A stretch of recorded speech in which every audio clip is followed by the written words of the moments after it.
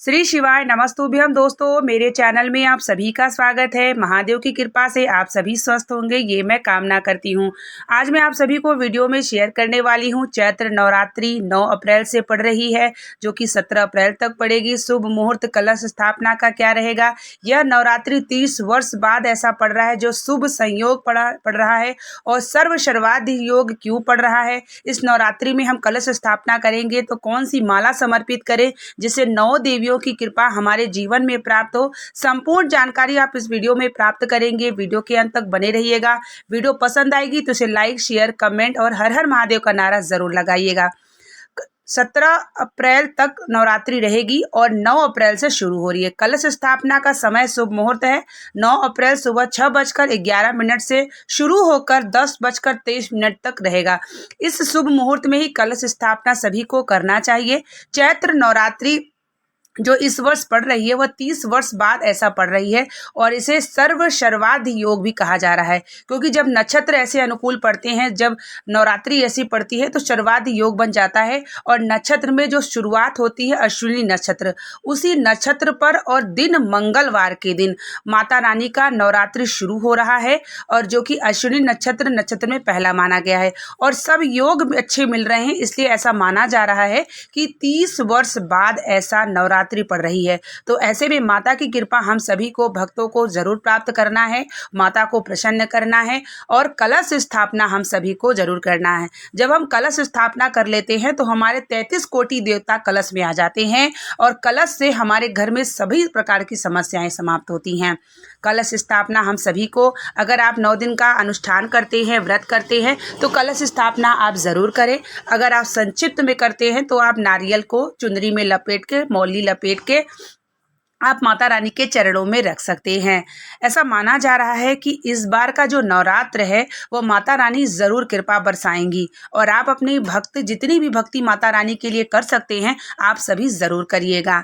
साथ ही माला की बात करें हम तो अगर आप चाहते हैं कि 9 देवी की कृपा आपके जीवन में हो तो आप फूल वाला लौंग ले लीजिएगा। फूल वाला लौंग लेने के बाद आपको लाल मौली लेनी है, और लाल मौली में 9 देवियों का नाम लेते हुए आपको उसे पहले दिन ही, जब आप कलश स्थापना करेंगे तभी करना है। आपको मौली ले लीजिए, मौली में ही 9 लौंगों को लपेट लीजिए, यानी जैसे माला बनाया जाता है वैसे बना लीजिए।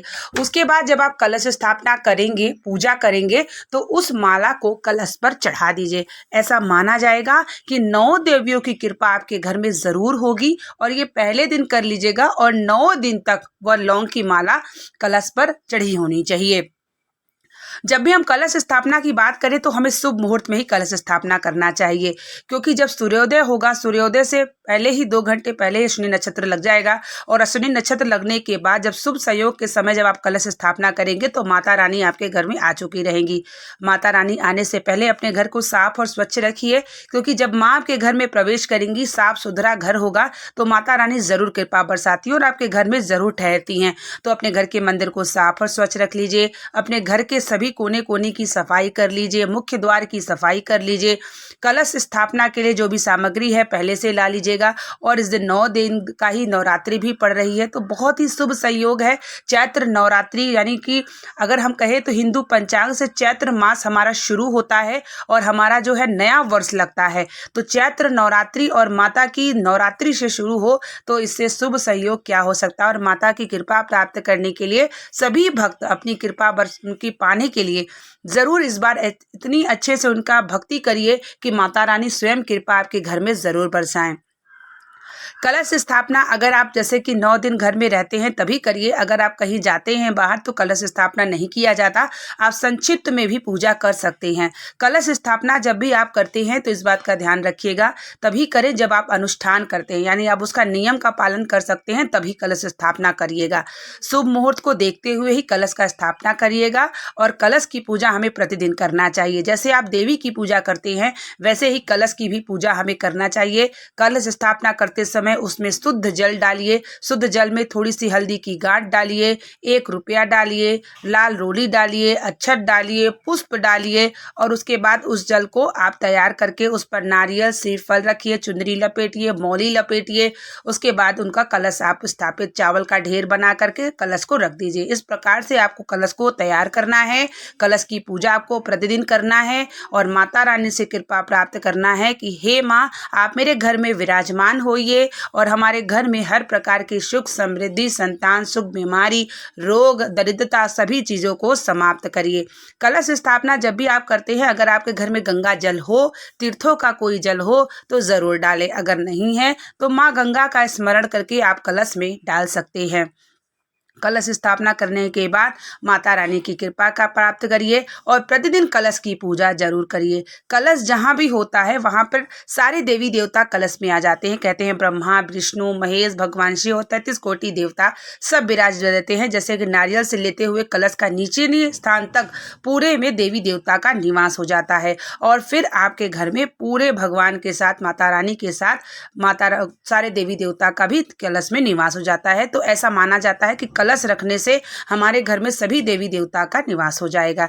तो आप भी कलश स्थापना जरूर करिएगा और कलश की पूजा पे 9 लौंग का माला जरूर समर्पित करिएगा, जिससे 9 रूपों में देवी आपके घर में कृपा करे और आप भी नवरात्रि में माता की भक्ति बड़े ही अटूट और विश्वास और भरोसे से करिए। अगर ये वीडियो पसंद आई होगी तो इसे शेयर जरूर कर दीजिएगा। चैनल पे जुड़े रहिए। जो भी जानकारी मैं आपको शेयर करती हूँ नवरात्रि से जुड़ी हुई, वो आपको प्राप्त हो और आप भी अपने जीवन में भक्ति करके अपने जीवन को सार्थक करिए। बने रहिए मेरे चैनल पे।